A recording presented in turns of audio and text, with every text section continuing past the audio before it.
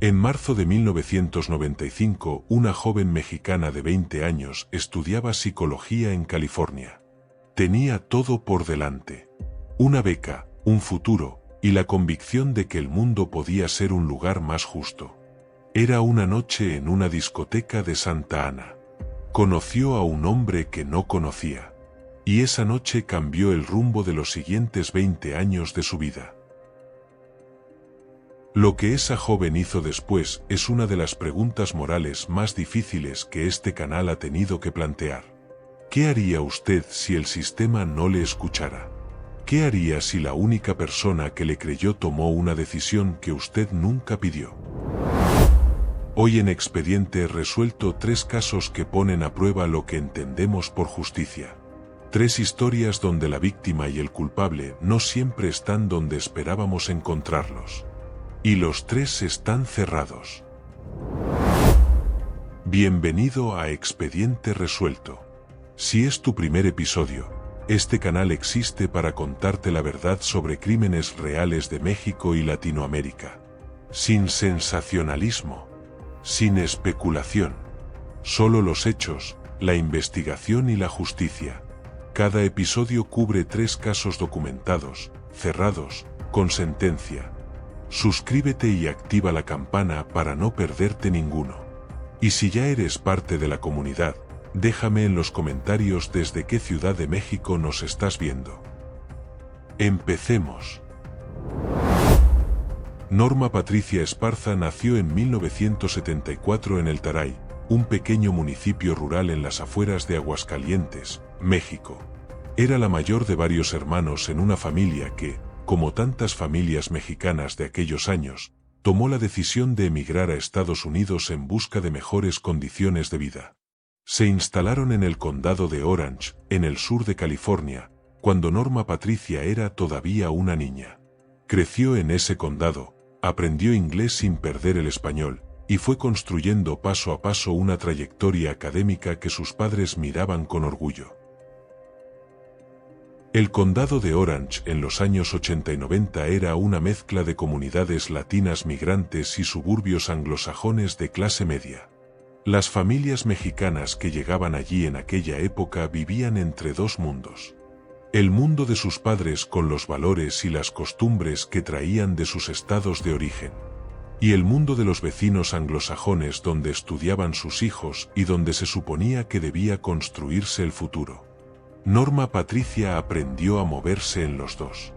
Fue una de esas personas que saben hablar el idioma del lugar donde viven sin renunciar al idioma de donde vienen. Era una joven brillante, trabajadora, con una claridad sobre lo que quería que pocas personas tienen a esa edad. Quería ser psicóloga. Quería entender por qué las personas hacen lo que hacen. Quería ayudar a quienes no habían tenido las oportunidades que ella estaba construyendo. Ingresó al Pomona College, una universidad privada de California con buena reputación académica. Vivía en los dormitorios del campus. Estudiaba con dedicación. Era exactamente la vida que había soñado cuando era niña en Aguascalientes. En marzo de 1995, Norma Patricia tenía 20 años. Una noche fue con amigas a una discoteca de Santa Ana. Y allí conoció a Gonzalo Ramírez. Era mexicano como ella. Varios años mayor. No era novio de Norma Patricia. Era alguien que había conocido esa noche.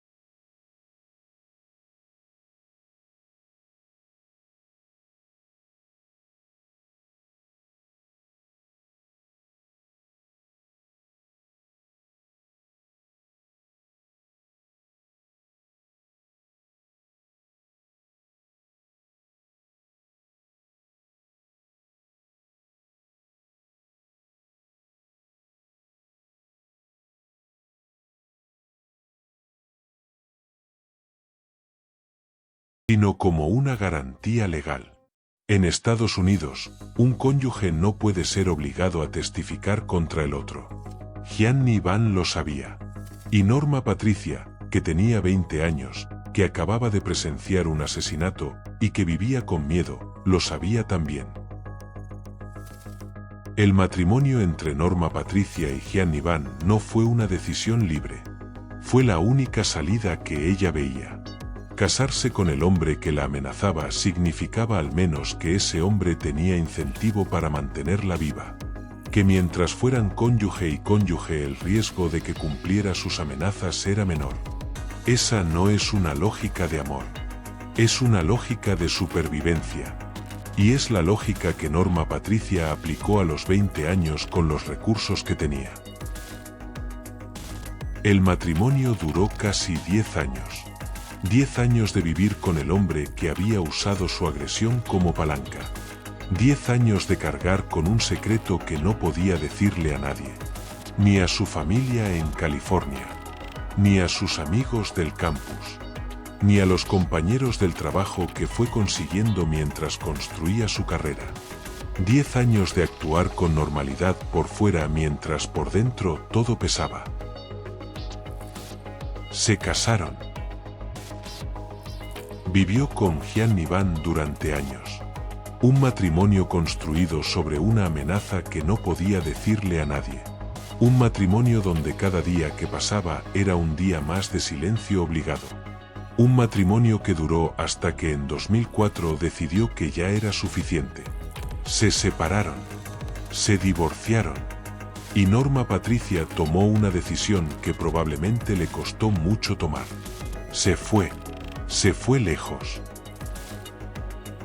La policía investigó la muerte de Gonzalo Ramírez durante meses. Interrogaron personas. Encontraron algunas pistas. Pero sin un testigo que hablara, el caso se archivó sin resolver. El asesinato de Gonzalo Ramírez quedó archivado como un caso frío en el condado de Orange. Los años entre el divorcio de Gianni Van en 2004 y el arresto en 2012 son los años que Norma Patricia construyó para sí misma. Son los años que prueban que el potencial que tenía de joven en Aguascalientes no fue destruido por lo que le pasó en 1995. Fue doblado durante años. Cargado con un peso enorme. Pero no destruido. Obtuvo primero una maestría y luego un doctorado en psicología clínica. Publicó investigaciones sobre salud pública y derechos humanos en revistas académicas especializadas. Y se convirtió en una de las personas que trabajan en la Organización Mundial de la Salud para que las políticas de salud pública tengan en cuenta a las poblaciones más vulnerables, incluyendo las víctimas de violencia sexual. La ironía de eso, que no es una ironía pequeña, es que Norma Patricia Esparza dedicó su vida profesional a defender exactamente el tipo de persona que ella fue a los 20 años. Y que el sistema ignoró. El matrimonio entre Norma Patricia y Gianni Van no fue una decisión libre. Fue la única salida que ella veía en ese momento. Casarse con el hombre que la amenazaba significaba al menos que ese hombre tenía incentivo para mantenerla con vida. Que mientras fueran cónyuge y cónyuge el riesgo de que cumpliera sus amenazas era menor. Esa no es una lógica de amor. Es una lógica de supervivencia. Y es la lógica que Norma Patricia aplicó a los 20 años con los recursos que tenía.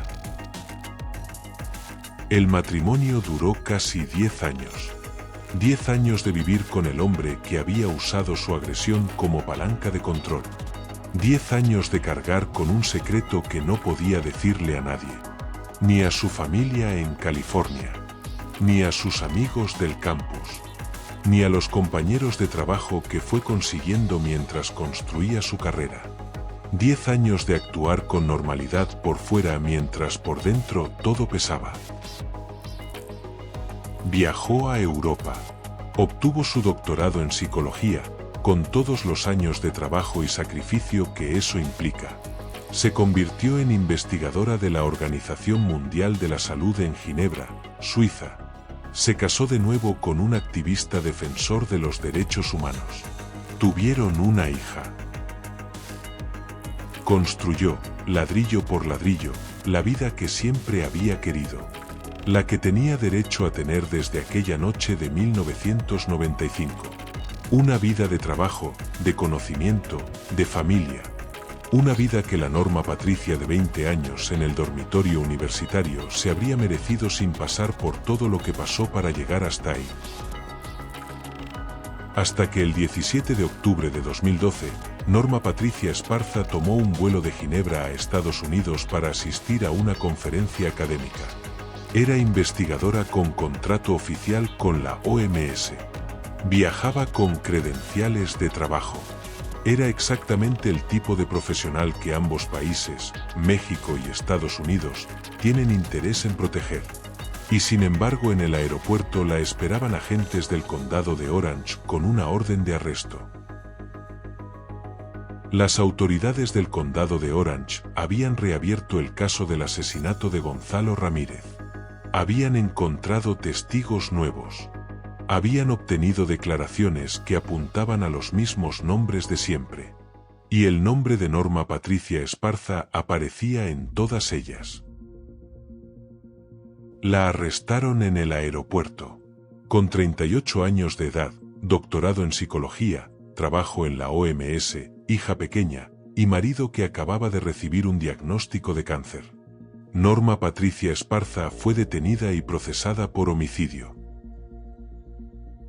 El perfil de Norma Patricia Esparza en el momento del arresto era exactamente el tipo de perfil que hace que el sistema judicial tenga que pensarlo dos veces. No era una persona sin recursos. No era alguien que no podía defenderse. Era una investigadora de la OMS con redes académicas en 2 continentes. Y sin embargo el sistema del condado de Orange decidió que procesarla era lo correcto. Porque la ley no hace excepciones basadas en lo que la persona llegó a ser después del delito que se le imputa. Solo mira lo que ocurrió en 1995. Y lo que ocurrió en 1995 es que Norma Patricia estuvo presente cuando Gonzalo Ramírez fue asesinado. Lo que vino después fue un proceso largo, doloroso y agotador que duró casi 3 años. Norma Patricia estuvo en prisión preventiva todo ese tiempo. En una celda de 3,5 metros por 2,70 metros. Con derecho a 1 hora de sol al día. Su hija en Francia con su esposo. Su marido enfermo de cáncer que empeoraba cada mes. Y ella al otro lado de un vidrio a prueba de balas en el condado de Orange. Lo que la Fiscalía del Condado de Orange tenía en su contra era el testimonio de varios testigos que en los meses previos habían empezado a hablar. Personas que habían estado presentes aquella noche de 1995 o que sabían lo que había pasado.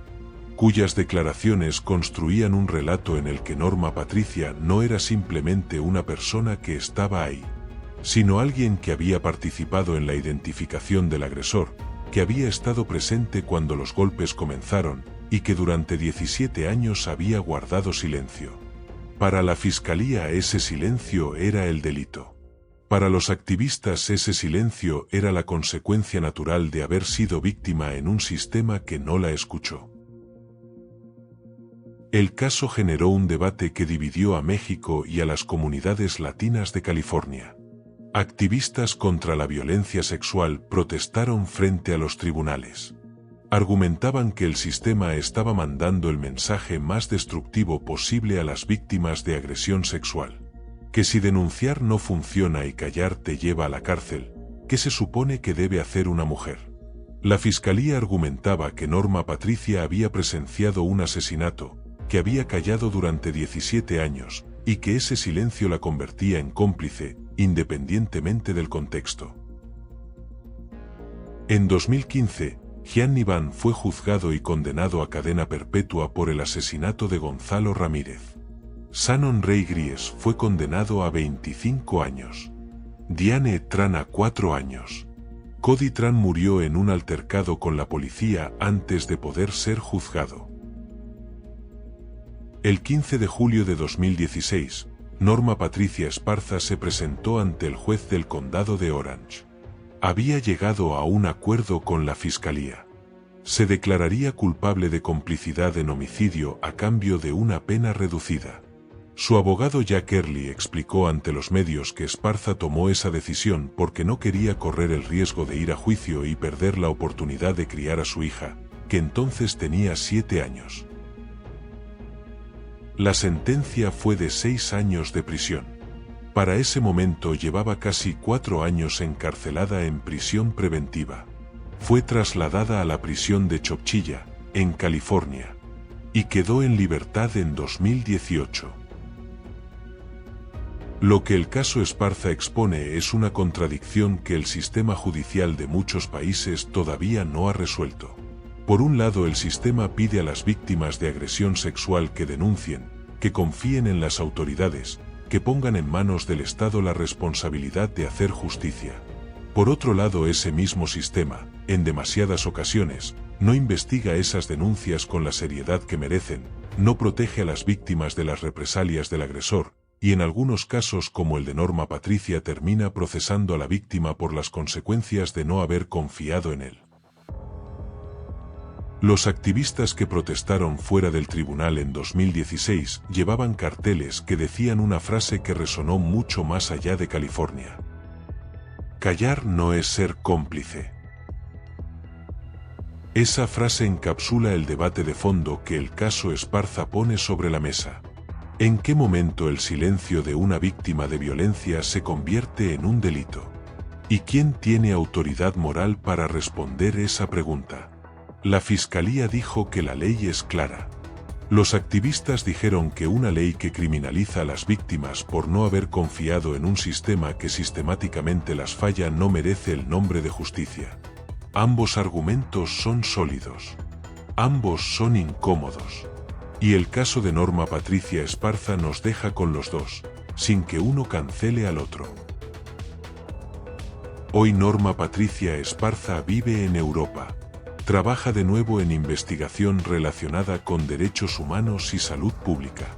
Su esposo superó el cáncer. Y su hija es ya una adolescente que creció viendo cómo su madre luchó por volver. En una de sus escasas declaraciones públicas, su abogado Early dijo algo que resume todo en una sola frase. Fue víctima 2 veces. La primera la noche de 1995. La segunda en un sistema que no supo diferenciar entre una víctima y una cómplice. Hay una dimensión del caso Esparza que el debate mediático rara vez abordó con la profundidad que merece. En 1995 las tasas de condena por violación en California eran muy bajas. Los estudios de la época documentaban que solo una fracción pequeña de las denuncias por agresión sexual llegaba a juicio. Y de esas solo una fracción aún más pequeña terminaba en condena. Para una joven inmigrante mexicana sin redes de apoyo institucional en un país que no era el suyo, el umbral de confianza en el sistema era todavía más bajo. Callar no fue una decisión de complicidad. Fue la respuesta de alguien que sabía con 20 años y muy pocas opciones que el sistema probablemente no le daría la razón. Cuando los activistas salieron a las calles en 2016 con el cartel que decía callar no es ser cómplice, no estaban inventando un argumento filosófico abstracto. Estaban describiendo la realidad de miles de mujeres que cada año calculan que el costo de denunciar supera el beneficio probable. Y que ese cálculo que el sistema judicial llama silencio culpable es en realidad la respuesta racional a un sistema que en demasiadas ocasiones no protege a las víctimas. Lo que el caso Esparza pone sobre la mesa no es si Norma Patricia hizo lo correcto. Lo que pone sobre la mesa es si el sistema que la procesó estaba en condición moral de exigirle que hubiera actuado de manera diferente. Un sistema que en 1995 probablemente no la habría escuchado si hubiera denunciado. Un sistema que en 2012 la arrestó en el aeropuerto cuando venía a trabajar. Y un sistema que en 2016 la condenó a 6 años. No por haber levantado un cuchillo. No por haber dado una orden. Sino por haber callado. Gianni Van, el hombre que tomó la decisión de buscar a Gonzalo Ramírez, de llevar a Norma Patricia a esa cabaña, de amenazarla para que guardara silencio y de presionarla para que se casara con él bajo amenaza. Ese hombre cumple cadena perpetua. Shannon Ray Gries cumple 25 años. Y Norma Patricia Esparza, que tenía 20 años, que no levantó un cuchillo y que fue víctima antes que cómplice, cumplió 6 años. Esa es la justicia que hubo en este caso. Imperfecta, costosa, tardía, pero esa fue la que hubo. Cuando Norma Patricia salió de la prisión de Chowchilla en 2018, regresó a Europa en el primer vuelo disponible. Su hija, que tenía 7 años cuando la arrestaron, tenía ya 11. 4 años son muchos años en la vida de una niña. Son los años del paso de la infancia a la preadolescencia. Son los años que una madre no puede recuperar. Y Norma Patricia sabe eso. Lo sabe de una manera que probablemente ningún tribunal puede entender del todo. En las entrevistas que dio después de su liberación, habló de su hija antes que de cualquier otra cosa. Antes de hablar del caso. Antes de hablar del sistema. Antes de hablar de lo que le había pasado. Su hija era la razón por la que había aceptado el acuerdo con la fiscalía. 6 años de condena en lugar de arriesgarse a un juicio que podía durar más. Para poder volver antes. Para perder menos años de lo que iba a perder de todas maneras. Eso es el caso Esparza. Primer expediente cerrado. El siguiente caso ocurrió en los suburbios de Indianápolis, Indiana, Estados Unidos, durante más de una década. Y para entenderlo hay que empezar por la imagen que Herbert Richard Baumeister proyectaba al mundo. Porque esa imagen era completamente coherente, completamente convincente y completamente falsa. Herbert Baumeister era padre de 3 hijos. Llevaba más de 25 años casado con una mujer llamada Julie, que lo quería y confiaba en él. Era propietario de 2 tiendas de artículos de segunda mano llamadas Savalot, que funcionaban bien y daban trabajo a varias personas en la ciudad. Y había comprado una propiedad enorme en el suburbio de Westfield, a las afueras de Indianápolis. La propiedad se llamaba Fox Hollow Farm, la granja del hueco del zorro. 18 acres de tierra con bosques, jardines y espacio suficiente para que sus hijos crecieran corriendo al aire libre. Herbert Baumeister era el vecino que nadie teme. El padre que aparece en las fotos del colegio.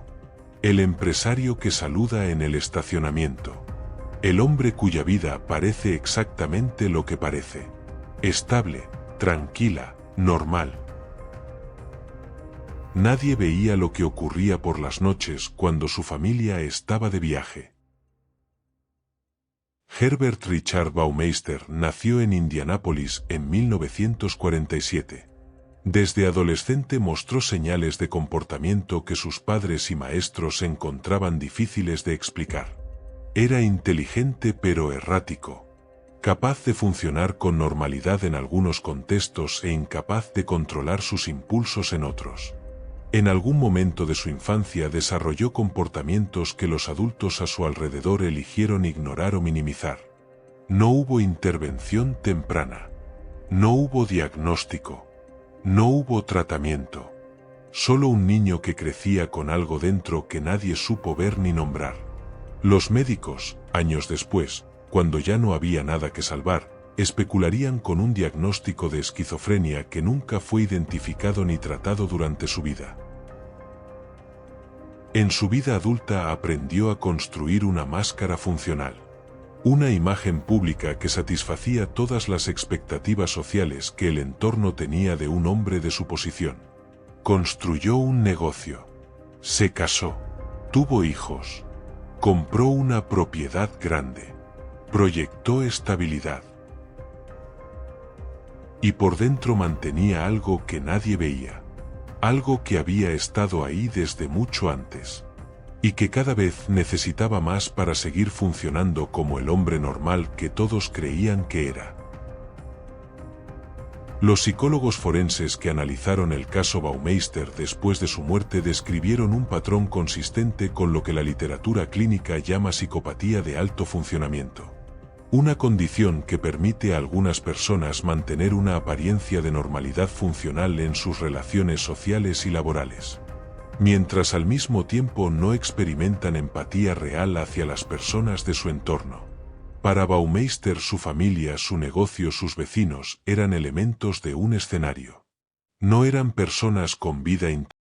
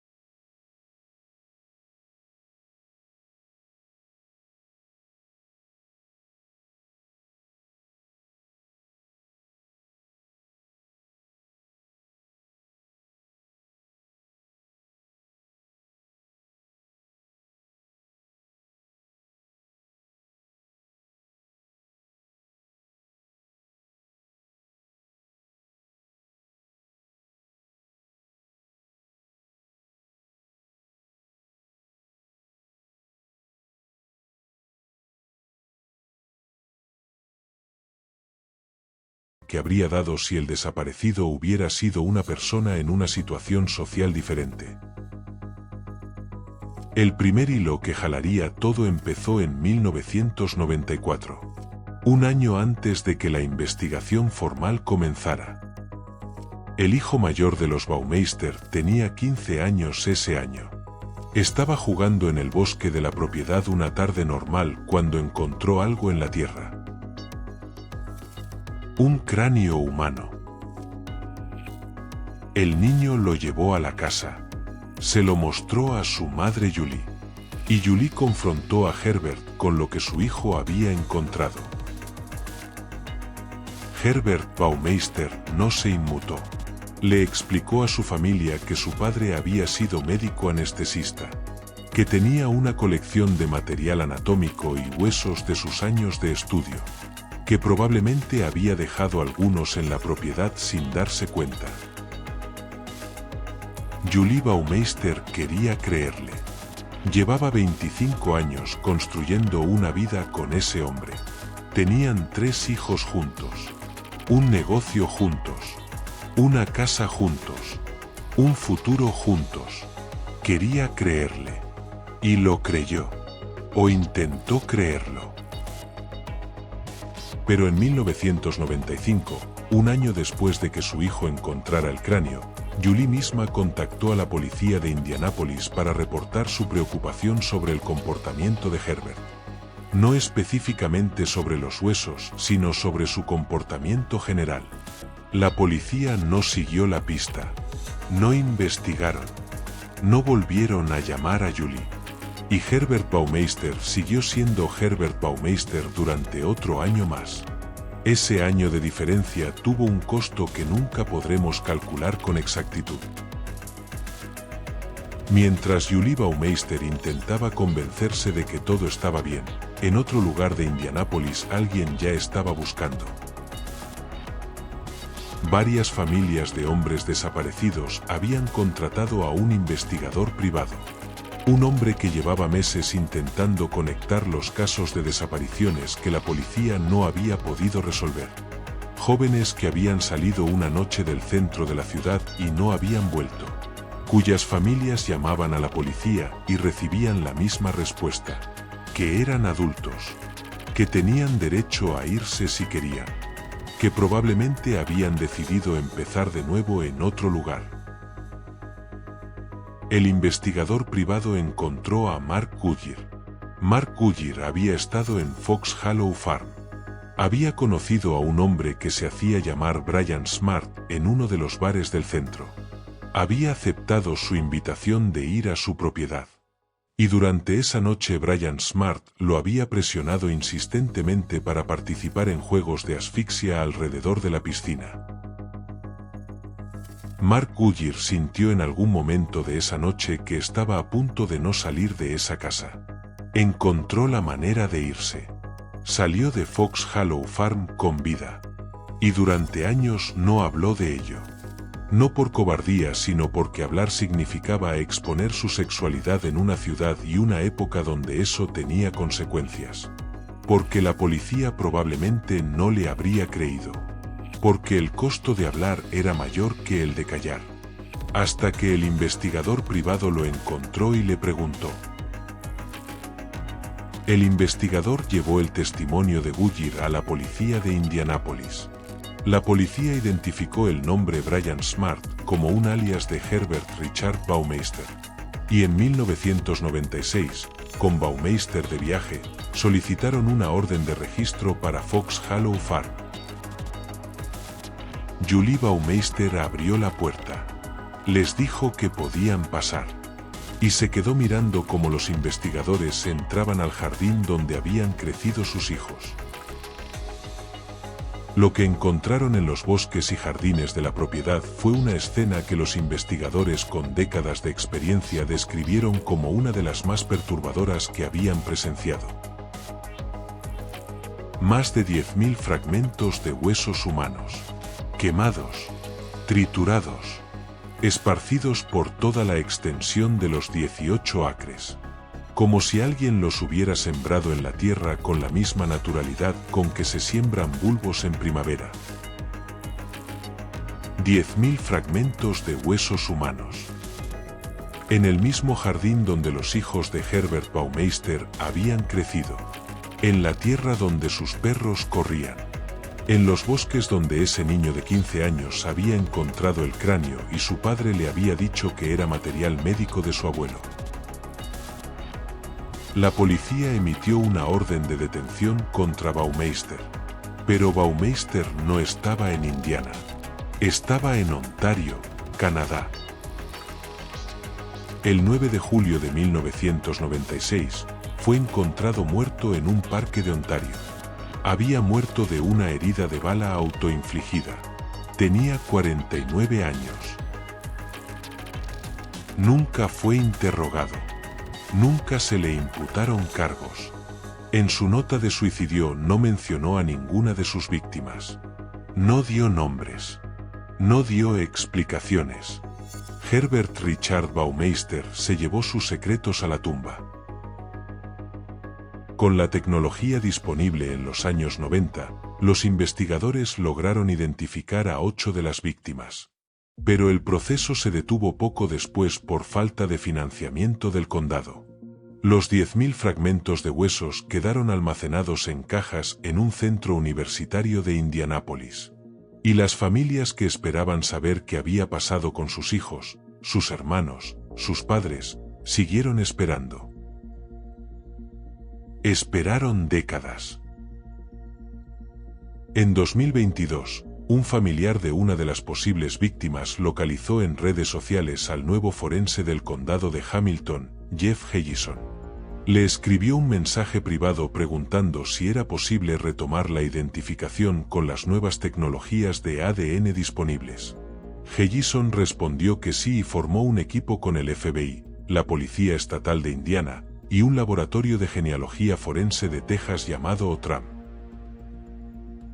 El proceso es técnicamente complejo. Los fragmentos de hueso se congelan con nitrógeno líquido y se pulverizan para extraer el ADN preservado dentro. Los perfiles genéticos obtenidos se comparan con muestras de familias de hombres desaparecidos en Indianápolis entre los años 80 y los 90. Es lento porque muchos de los huesos están demasiado dañados para producir ADN utilizable. Pero está funcionando. Desde 2022, el equipo ha identificado 12 víctimas.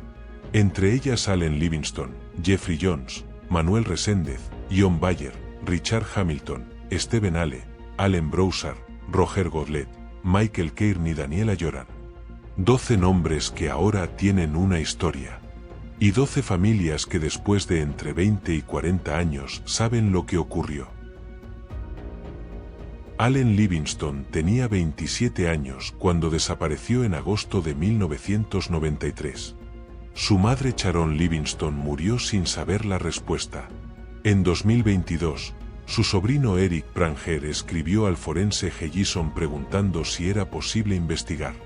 En 2024 los laboratorios confirmaron que los restos de Allen Livingston estaban entre los fragmentos de huesos de Fox Hollow Farm.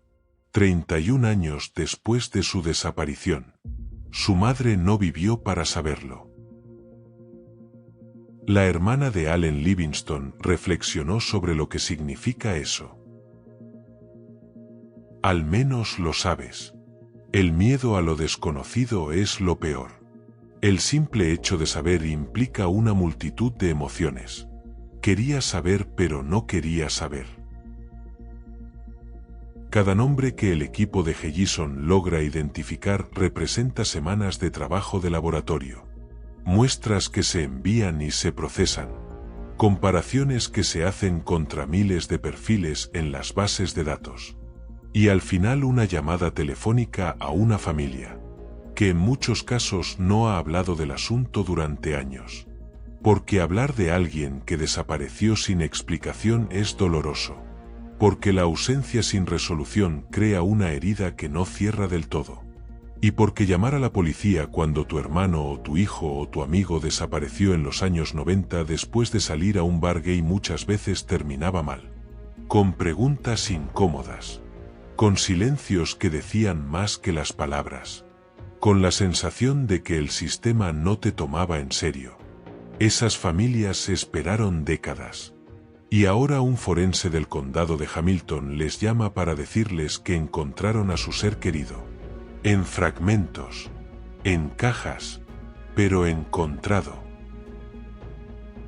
El caso Baumeister tiene también una dimensión que afecta directamente a México y Latinoamérica aunque ocurrió en Indiana. La genealogía genética forense que usa el equipo de Hellison para identificar a las víctimas es la misma tecnología que hoy se está aplicando en Argentina para identificar a desaparecidos de la dictadura.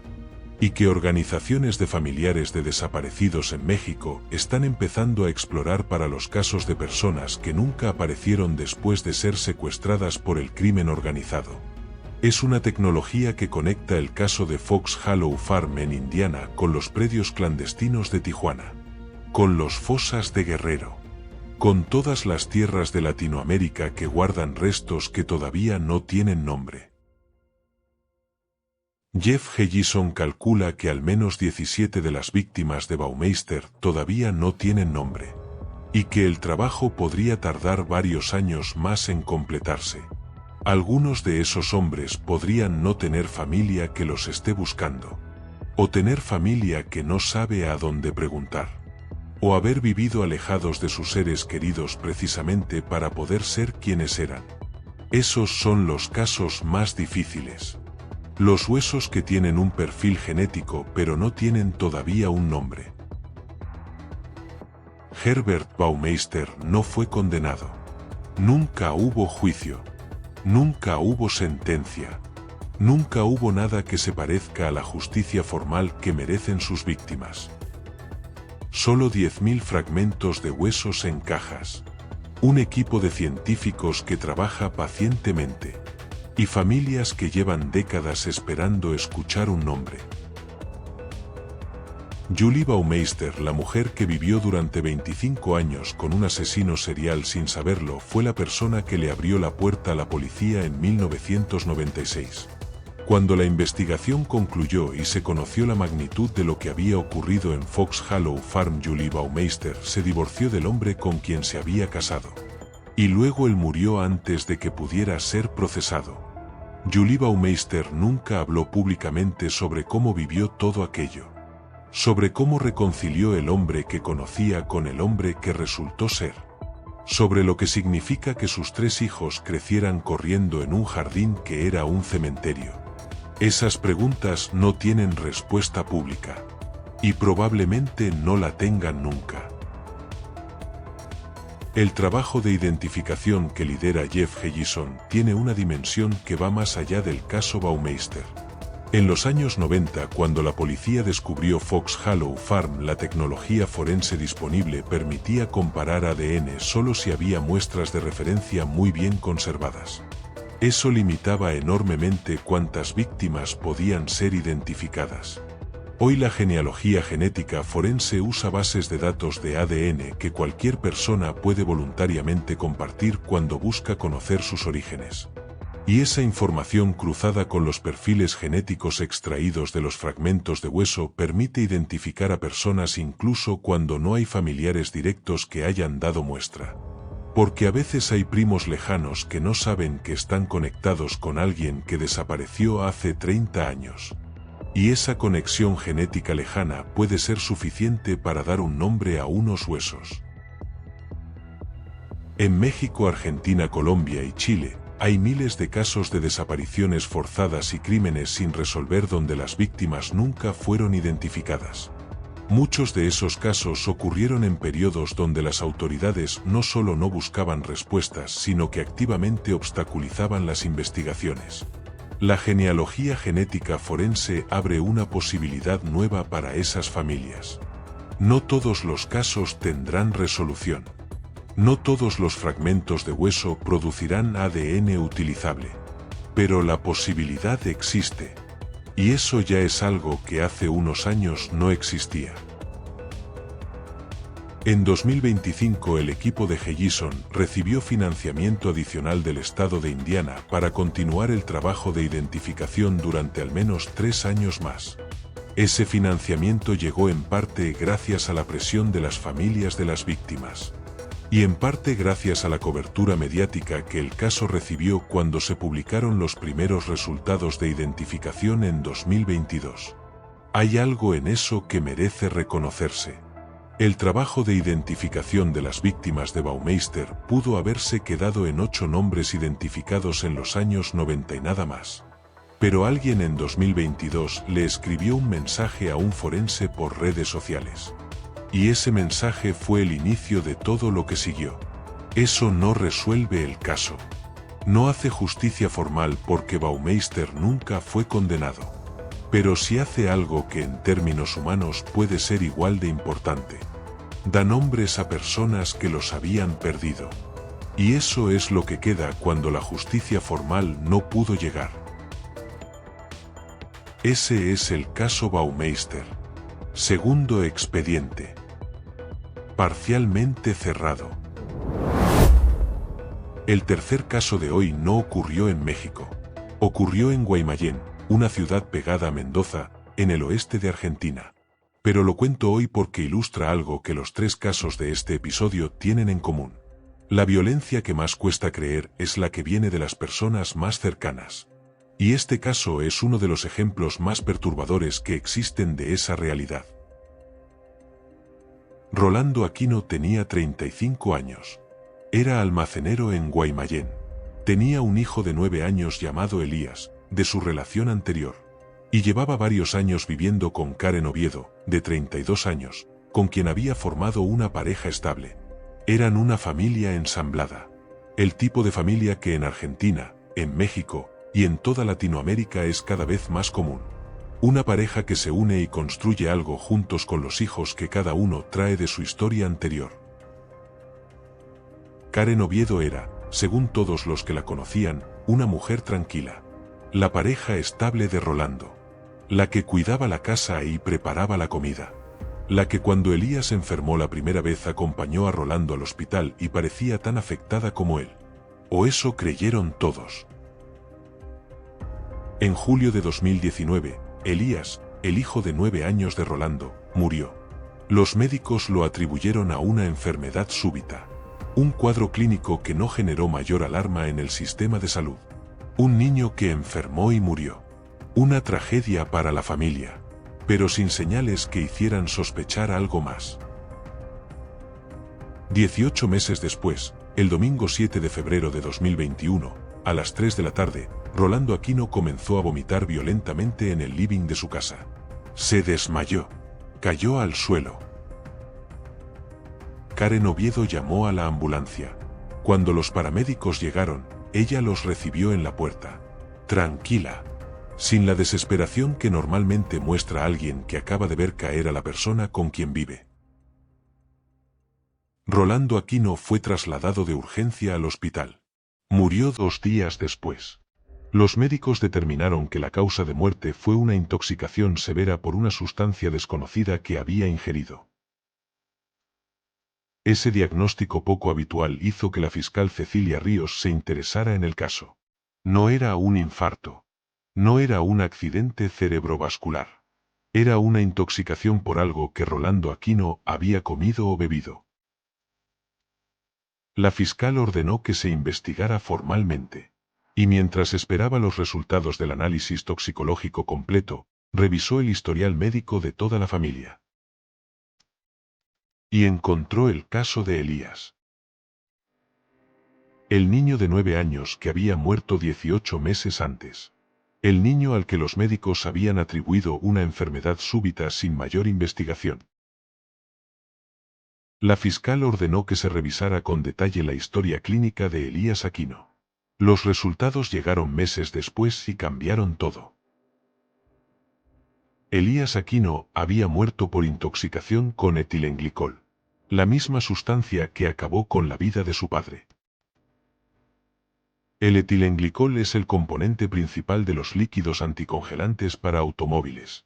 Se utiliza en sistemas de refrigeración de motores para evitar que el agua se congele en invierno. Es incoloro. Tiene un sabor ligeramente dulce que no llama la atención cuando se mezcla con alimentos o bebidas. Y en dosis suficientes, mata. El etilenglicol es el componente principal de los líquidos anticongelantes para automóviles. Se utiliza en sistemas de refrigeración de motores para evitar que el agua se congele en invierno. Es incoloro. Tiene un sabor ligeramente dulce que no llama la atención cuando se mezcla con alimentos o bebidas. Y en dosis suficientes, mata. Elías Aquino había tenido exactamente esos síntomas antes de morir.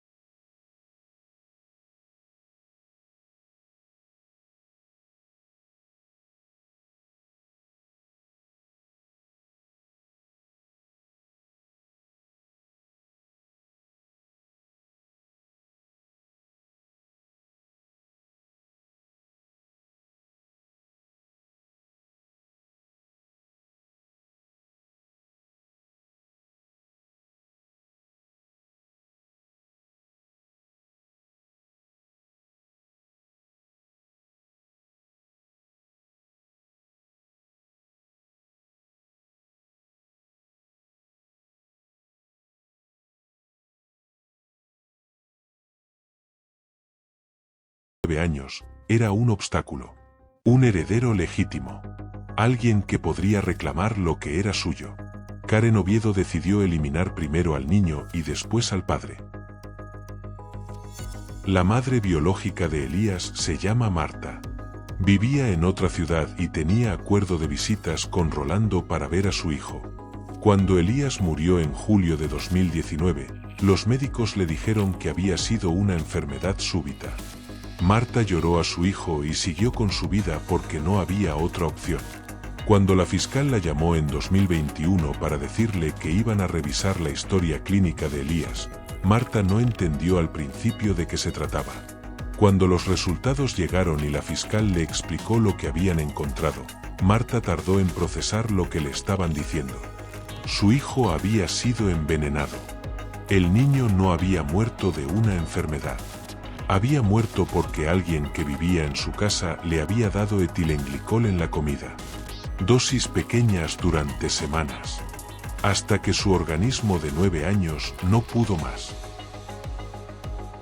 La investigación digital del caso Karen Oviedo fue uno de los primeros casos en Argentina donde el historial de búsquedas en Internet se convirtió en prueba central de premeditación.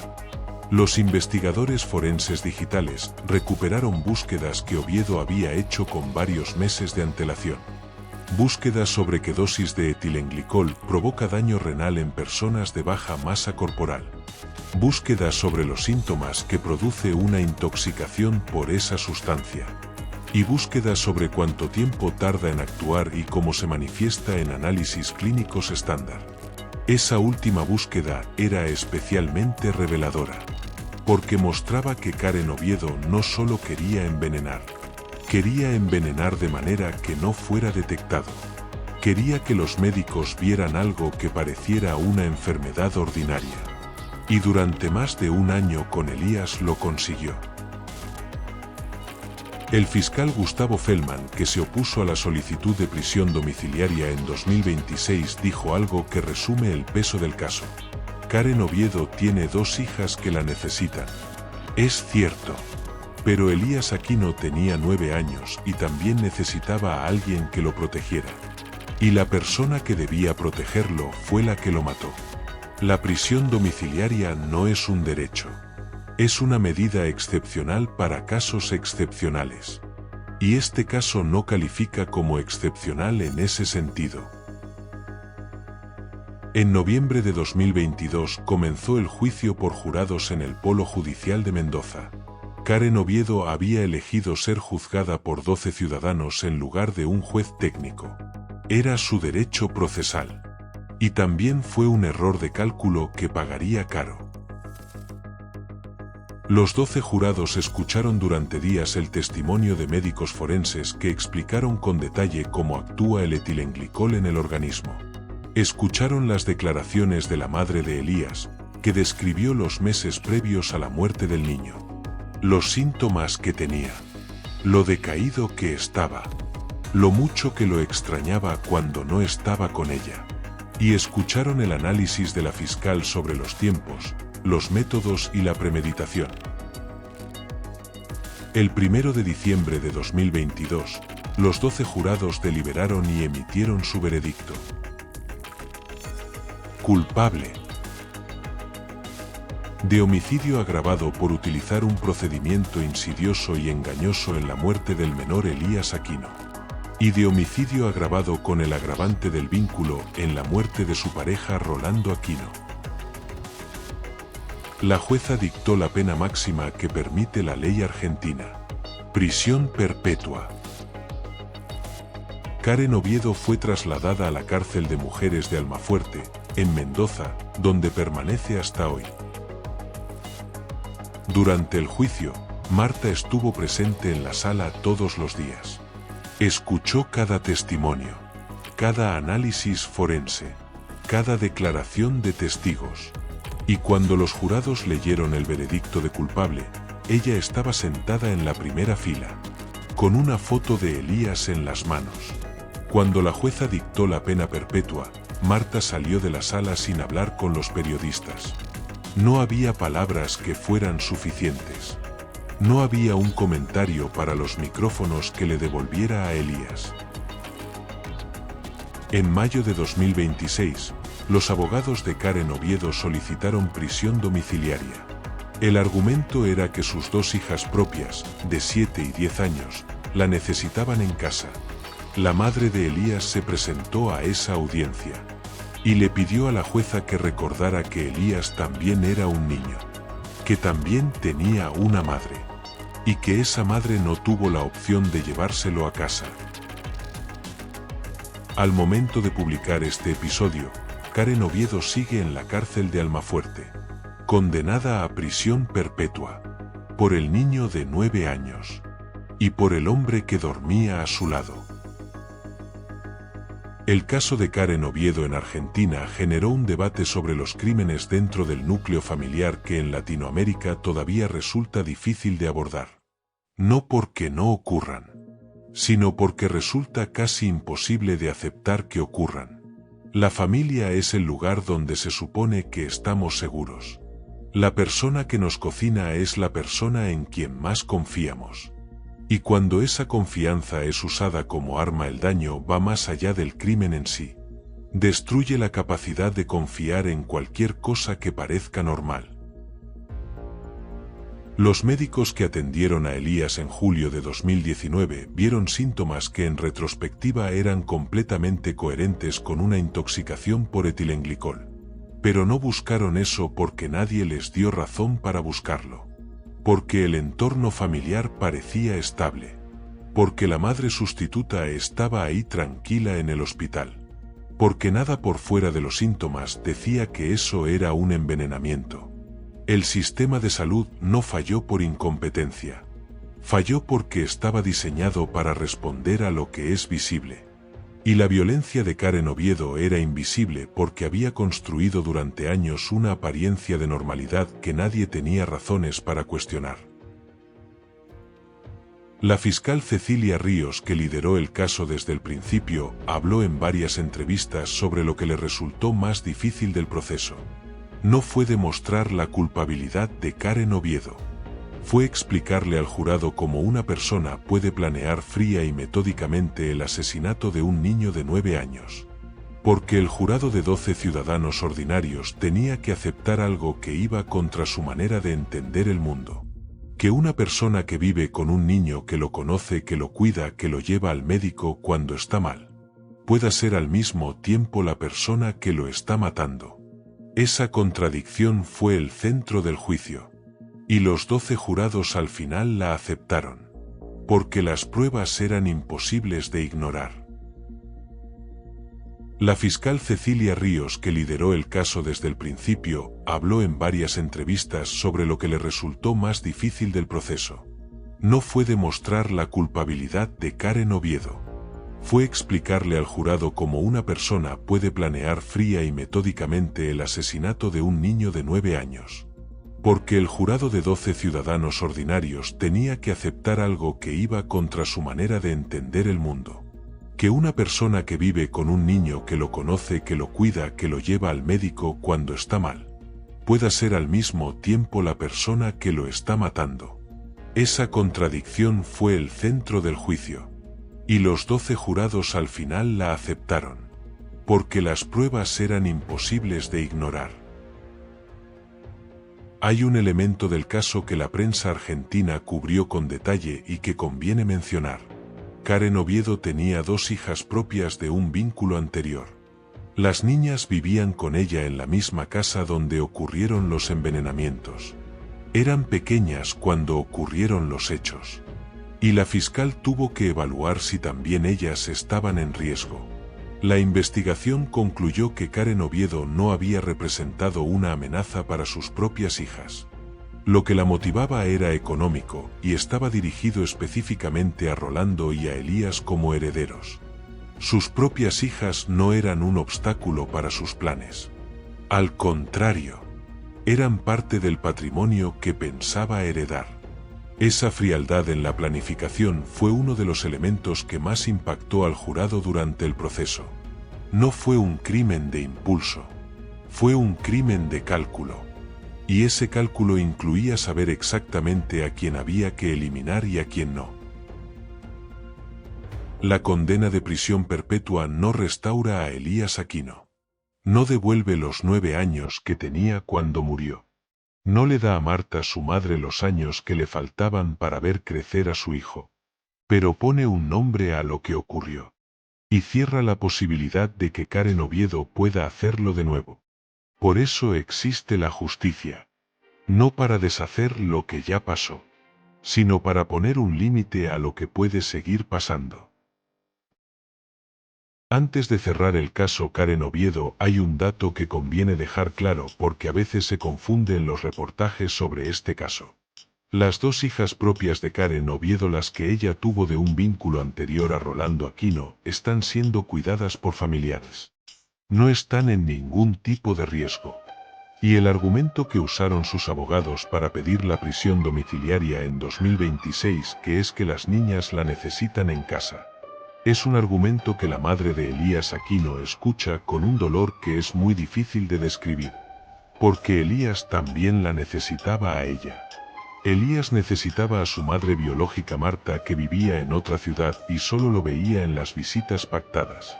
Y necesitaba que la persona con quien vivía todos los días lo cuidara, en lugar de envenenarlo. Ese contraste es el que hace que este caso sea tan difícil de olvidar para quienes lo siguieron de cerca. Tercer expediente cerrado.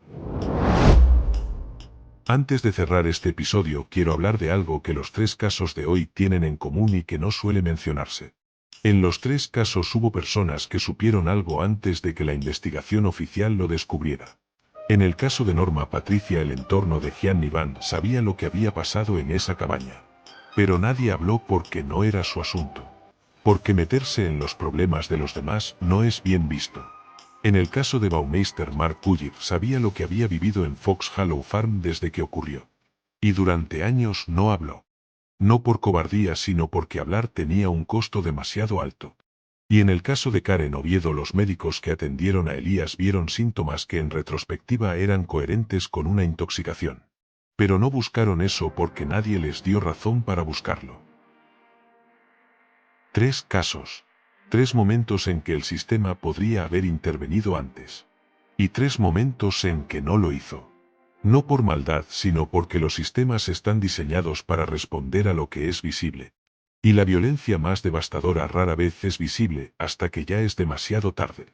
Lo que sí podemos hacer como sociedad es estar más atentos a los silencios que duran demasiado, a los síntomas que no encajan en ningún diagnóstico obvio, a las personas que viven con miedo sin poder decirlo en voz alta. Eso no sustituye a los sistemas, pero los complementa. Y a veces es la diferencia entre que alguien pida ayuda a tiempo o que nadie lo sepa hasta que ya es demasiado tarde. 3 casos.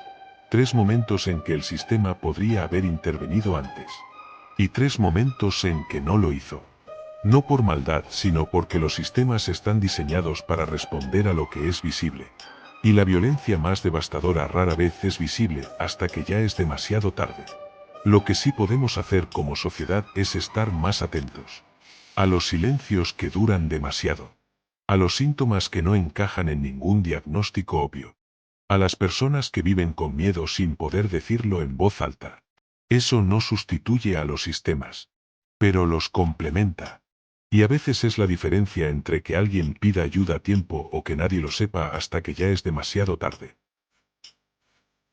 3 casos. 3 sentencias. Y una cosa en común que no es obvia cuando se ven por primera vez. En los 3, la violencia no vino de un extraño. No vino de la calle. No vino de alguien que no tenía nada que ver con la víctima. Vino de adentro. Norma Patricia Esparza sufrió violencia a manos de un conocido que conoció en una discoteca. Y luego fue silenciada por el hombre que supuestamente la amaba. El sistema la condenó. Y la pregunta que quedó sin respuesta es si ese sistema estaba diseñado para protegerla o para castigarla por haber sobrevivido. Las víctimas de Herbert Baumeister confiaron en un hombre que les ofrecía exactamente lo que buscaban en una noche de sábado en una ciudad donde nadie les preguntaba quiénes eran. Y murieron en un jardín donde al día siguiente jugaban 3 niños inocentes que no sabían nada. Elías Aquino tenía 9 años y murió sin entender por qué se sentía tan mal. Y Rolando Aquino murió sin saber que la persona que le preparaba la comida le estaba dando veneno en dosis calculadas. En los 3 casos, el sistema funcionó en algún momento. Tarde, imperfecto, con costos que no deberían haberse pagado. Pero funcionó. Gianni Van cumple cadena perpetua. Los restos de las víctimas de Baumeister siguen siendo identificados, uno a uno, porque hay personas que no se rinden. Karen Oviedo cumple prisión perpetua en Mendoza. La justicia no siempre llega a tiempo. No siempre llega de la manera que esperamos. No siempre es suficiente para lo que se perdió. Pero llega. Este ha sido el segundo episodio de Expediente Resuelto. Si llegaste hasta aquí, te pido 2 cosas. La primera, déjame en los comentarios cuál de estos 3 casos te parece más difícil de juzgar. El caso Esparza divide opiniones todavía hoy. ¿Fue justa la condena de 6 años para una mujer que fue víctima de violación, que no pidió que mataran a su agresor y que cayó porque alguien la amenazó para que callara? ¿O el silencio de 17 años la convierte en cómplice, independientemente de las circunstancias? Quiero leer tu opinión. La segunda, si conoces a alguien a quien le pueda interesar este tipo de contenido, comparte este episodio en WhatsApp. Cada persona que llega a este canal es alguien más que exige que la justicia funcione. La próxima semana, 3 casos de asesinos en serie que operaron en México sin que nadie los detuviera. La Mataviejitas, el Damer mexicano, y el primer asesino serial documentado de la historia de México. Nadie sabía que vivían entre nosotros.